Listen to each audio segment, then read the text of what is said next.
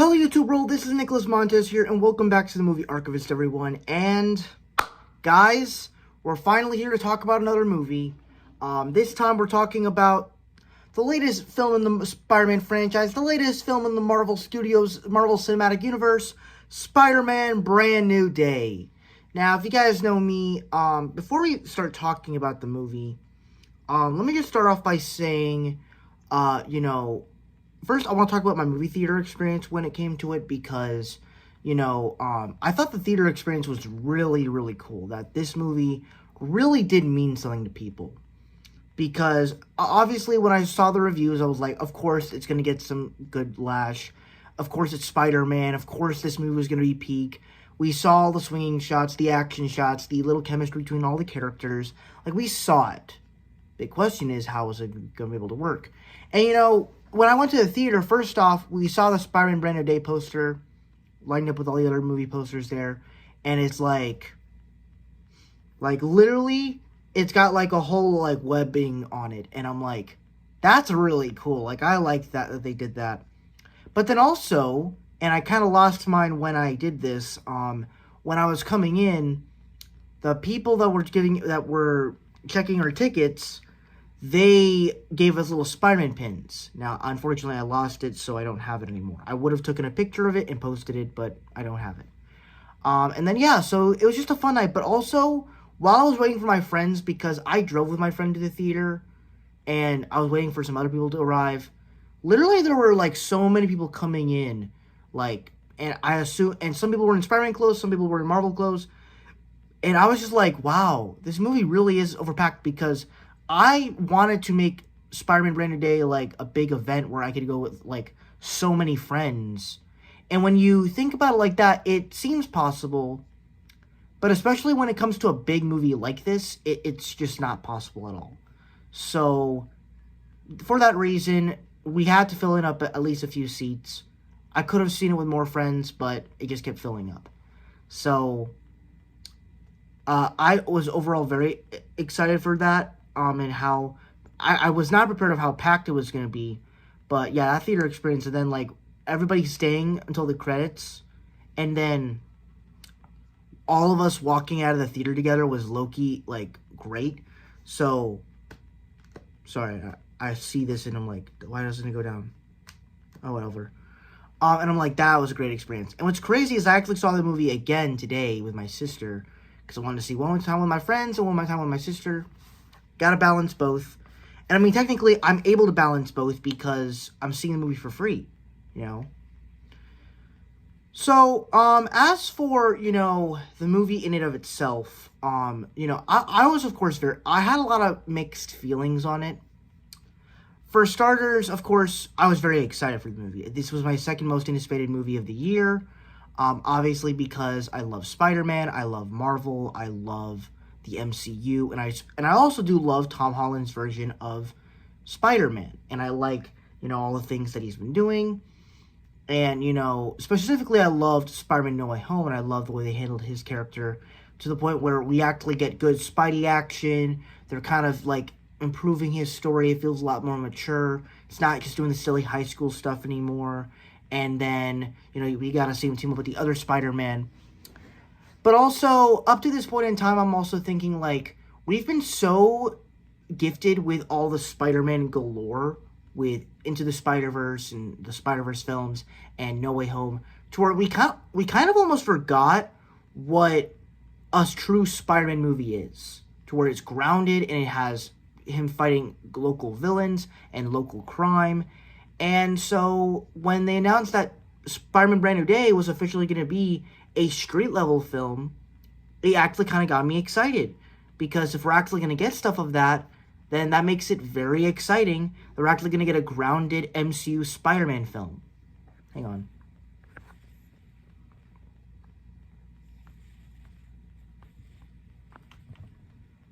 And so that kind of made it very, very exciting. And, kind of going back to Homecoming, where it was so grounded and stuff. When it comes to the mixed aspects, however, I was a little mixed on Destin Daniel Cretton coming in to direct. Now, I have nothing against him. I thought, he did the Wonder Man series, and he also did the Shang-Chi movie. And while I thought Wonder Man was a fine show, to be honest, I'm not that sad that it got canceled, just because I liked it enough, but it wasn't enough to where I want a second season. Like, I don't know. And especially since that show was about a upcoming actor in filmmaking. I'm not an actor in filmmaking. I want to be a filmmaker. And so I don't know, but Shang-Chi, however, did not sit well with me. I mean, it has cool action, fun characters, cool world, but the way the movie ended, I did not like the way that movie ended, and I thought it was kind of eh. Now, from the way he seemed to have directed this this movie, and the way it was done, and the way it was shown in the trailers, it seemed like, he actually seems like he knows what he's doing with Spider-Man. He's at least giving good Spider-Man imagery.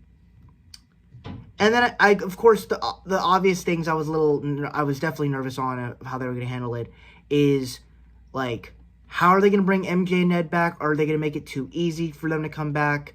How are you going to mix in Punisher in a PG-13 MCU film? How are you going to put in Hulk in here when you're trying to keep it street level? And then also, are you possibly introducing Jean Grey with Sadie Sink and possibly making her the main villain? Like, what exactly is going on here? So, there were just some, like, it was kind of the obvious stuff that, like, all of us were kind of nervous about. So, what did I think about the movie? And I honestly loved the movie. I thought it was an absolute great Spider-Man experience. Actually, hold up. I'm going to take off my hat because it's hurting my head a little bit. So, overall, I honestly had so much fun throughout the movie. Some of the things that I kind of heard was, some people didn't like some of the action or swinging. So let's just start talking about Peter Parker himself with Tom Holland. And I guess you could say this movie, especially with him being in the other MCU films and having his own set of movies, I think it's clear to say that Tom Holland might be the best Spider-Man because it feels like the first time where he actually feels like he is Spider-Man, where he is to where one of my biggest problems with MCU Spider-Man, or really just Spider-Man in general, is that through all the movies, while I have my personal favorites, we've never really quite had one where the Peter Parker stuff is interesting, just as good, and it's not just as good as the Spider-Man stuff going on. Now, to be clear, Tom Holland's not really doing the Peter Parker stuff as much in this movie. He mostly is Spider-Man. And that's kind of what makes the movie a more interesting approach, because you don't really see Peter Parker's face throughout the movie. You see Spider-Man's face and him wearing the mask, and him because he just doesn't want to be Peter Parker, because he feels like if he creates any sort of relationship with anyone, they're gonna get hurt. And he's not wrong for feeling that way. And just seeing the isolation and everything, and I like his little Brooklyn accent. And once again, the Spider-Man costume. I might be rambling here. I'm trying to talk about things uniquely, but I'm kind of just like speaking of what comes to mind. I love the Spider-Man costume. I think it's great. I love that sometimes you could see his eyes through the lenses. I thought was cool. And just overall, the specific arc that Tom Holland goes through in this movie, I think was really well done, because what happens is that, throughout the entire film, he's trying to be Spider-Man to save people, and he's trying to maybe one day go back with MJ and Ned, but he doesn't really know. And when you have all those scenes, whether it's the MJ fake out scene or the reveal of who Spider-Man is, both those scenes, I gotta say, they're moving. And even Zendaya's performance as MJ in this movie is quite good, whether it was her as Sadie Sink, or even just like the acting when she's like saying, "I don't love you," which, once again, that's another part that I love about this movie, is that this movie, like, Thunderbolts was relatable on a mental health level. This movie, when it comes to like being a mid-20-year-old something, I'm not in my 20s yet. I'm almost there though. This movie somehow finds a way to like tug at your heartstrings. Obviously, I don't expect the person I loved 2 years ago that left me 2 years ago come back in 3 years, or somehow come back in 3 years. I don't expect that to happen because she already did it to me once. I'm not gonna go through that again. I don't know. But the thing about it, everybody kind of talked about how this movie kind of is the better version of Spider-Man 2, and I actually do understand what they're talking about. Like it has that like rejection where Peter rejects him, and like in this one, Peter gets rejected. But there's kind of like that lingering hope that maybe MJ and Peter can get together again, and there is probably hope. But not only that, but I think there's also hope for a better Spider-Man movie. I'll talk about that in a minute. Now, I think this is a great Spider-Man movie. I think this is probably Tom Holland's best movie, the best Tom Holland movie. I think the other things we gotta talk about here, loved all the action. Surprisingly, I didn't think I was gonna love the action as much because the web slinging in certain shots of the trailers looks a little off. But honestly, like, I really enjoyed it. Now, I will say, pretty much all the action was spoiled in the trailers. But at the same time, it's like, once you got to see the full thing, like, it was delivered. Like, whether it was the tank scene, even the little montage we had at the beginning, the Hulk fight, I think maybe even, like, the fight on damage control was pretty cool. Let's see. Even the fight with the hand, I thought was pretty brutal. I was a little hesitant that, like, you're just being mind controlled, but, like, the way they were fighting and everything, it was so cool. But then also, I like the score. I think the score was really great. Sadie Sink as Jean Grey. I'm pretty sure everybody knew that Sadie Sink was going to be Jean Grey. She's pretty good. Though, honestly, the whole time I was watching her, I just kept seeing Max. So, it's kind of odd because of that, but I still appreciate it, though. And then also, Punisher, Jon Bernthal's Punisher. I feel like that this is the first time in a long time since, like, maybe Daredevil, one of the Daredevil shows, or even the Punisher Last Kill special, where we're finally getting something unique with Frank Castle, where he's not just killing people because he's ashamed of his family. He's finally killing people because he has a purpose, and that's to actually be some sort of hero. And, in my opinion, I feel, there was a thing I heard about that, like, people didn't like that, that how is he all of a sudden able to cooperate with Spider-Man and stuff, even though he's, like, a wanted criminal. Here's my take. This movie takes place 4 years after Spider-Man No Way Home. And, a lot can change in 4 years. And I'm pretty sure this could be during the events of Daredevil Born Again, which I don't actually know what the timeline is of that. But my theory is, what if during that time Punisher got appealed? I mean, obviously we understand why, unless you just explain it like the way they did Winter Soldier. I think they would have appealed him. And granted, MJ didn't know who Punisher was. My best guess is she doesn't really follow superhero politics like that, or superheroics like that. But my best guess, Punisher got appealed. And I'm also guessing that those the crime scenes about Punisher were probably under investigation, so they probably weren't put out to the public. So that's kind of my best guess. Overall, the movie was absolutely fantastic, and I just loved it. Hulk was actually used to a good amount. I thought he was really cool. I loved seeing Yelena. Having seen Yelena 2 years in a row is kind of crazy. And we're actually I hope we get to see her 3 years in a row if she survives Doomsday, and if she gets into Secret Wars, because, man, it's so great seeing her. I love Yelena. She's so great. And yeah, that kind of wraps up the good on this one. Overall, it's a great movie. However, I do have a few, like, maybe nitpicks. First off, I'm not gonna, like, nitpick everything because, like, I'm just gonna speak freely on what my thoughts are on the bad on this one, in that while I do appreciate what they did with this movie, and it's got a great storytelling, it's got cool action, It's got fun usage of characters, both superheroes and civilians. And it also shows New York very well. The comic book imagery is really great. However, as much as I love the way that they've been doing these movies in the last few years, I don't want every future MCU movie to be like this.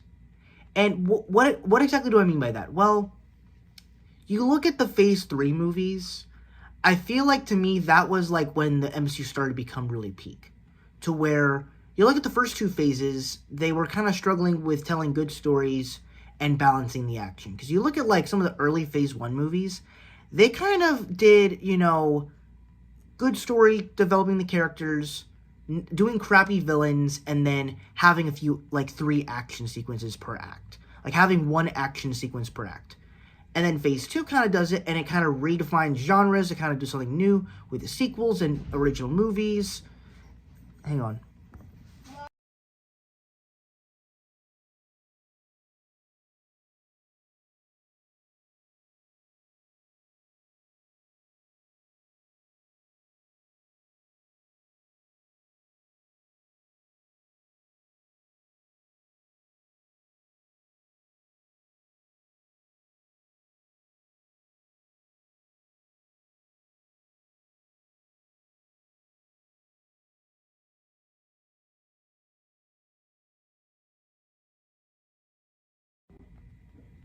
Sorry, my family's here. So like Phase 2 kind of balanced it, and then Phase 3 kind of came in, and it was able to balance so much, doing so much storytelling, having such incredible action sequences. And if you want to know what I'm talking about Civil War, by the way. Like that's why it's probably the best like MCU movie. And then it's kind of like with Phase 4 and 5 movies, it's kind of like it's restructuring it again. And Phase 5 is like, it's doing some action, but it's not making it the main focus. It's making the characters and story focus. And I get all that.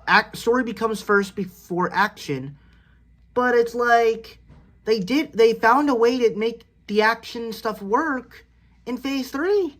So why couldn't you continue in this one? And especially with Spider-Man, like, I would have been totally okay if they did it. Because we deserve to have a sick throwdown with Spider-Man villains and him, like, battling it out and stuff. It would have been peak. The end of No Way Home was so peak because of that. And that's why, like, nobody complained about it, because it was practical action. It was good Spider-Man action.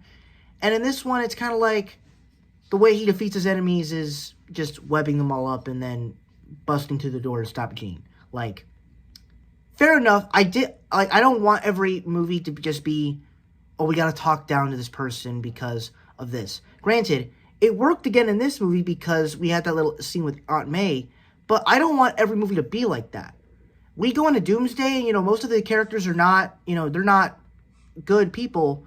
I don't want them to be talking down to Doom and then those characters, like, they just get killed because they think they could get to him. It's not going to work. So, granted, I have hope for certain projects that they will not do this every time. I at least think the shows are doing somewhat better. But yeah, that's kind of my overall thoughts on the movie. I did enjoy the post-credit scene. I think it either might be Tom Holland, Spider-Man went to a different universe, or it's either another Spider-Man that's there, or somehow Spider-Man's just in space. I don't really know what it means, but I'm interested to see where it's going to go. So, that is my review for Spider-Man Brand New Day. Thank you guys so much for watching. Really hope you enjoyed. Don't forget to like, comment, and subscribe. And let me know down below what were your thoughts on Spider-Man Brand New Day. And I will see you guys in the next video. Peace!